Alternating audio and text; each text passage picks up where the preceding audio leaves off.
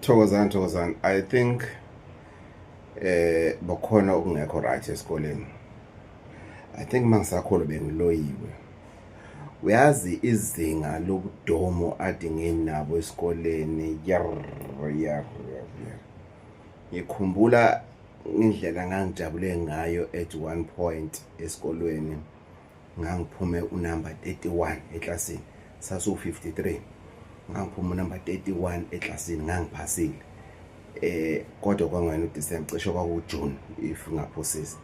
Ngendlela ngangijabule ngayo ngithi hey ngathi ukuhlangana ibiyeza ngathi hayi after that hayi lalela ubudomado kulapho maye. Mina bengitholakala lapha eNzansi lapha ku number yabo number 51, 52, 53 yabo if ngiphasile kulabo abafailile ngithola unumber 50, 51 u 52 kodwa ngangilapho nje. But ngibona ngendlela engithanda ngayo ukufunda manje, ngendlela engiunderstanda ngayo ukufunda manje. Kwakufanele basitshene ukuthi sifocuse ekufundeni isingisi kuphela. Hayi basenzise iBiology, iGeography, iHistory, oMathematics kube basifundise ngesiZulu kube ngizokuphasa lokho definitely.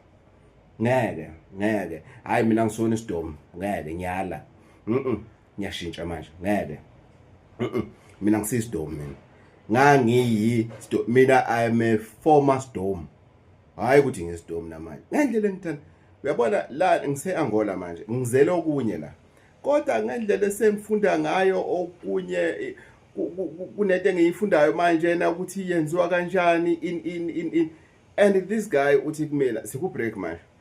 This guy uthi kumina hey Wembathi angitshene wayenza into before ngithi no, it's a first time ngiyenza ngibona airport njengoba ngiyifundisa yona manje. Athi but ngendlela o responda ngayo ngendlela o involve ngayo lokhuzana ngithi hayi phela ngizange be involve esikoleni. So ngiyaqala ukuba involved manje sengimdala. So i-energy yokuba involved isekhona. So ngaliza kwethu ngale video nje ngithi hayi ngaliza kwethu ungagive up empilweni, ungagive up empilweni. Akusho ukuthi uma ungenawo matric njengami sekuphelile ngawe, ungagive up empilweni. Let's give it our best shot. Let's do what it takes for us. Let's educate ourselves. Let's learn new skills. Let's not rely on Muti and everything that we want to achieve in life.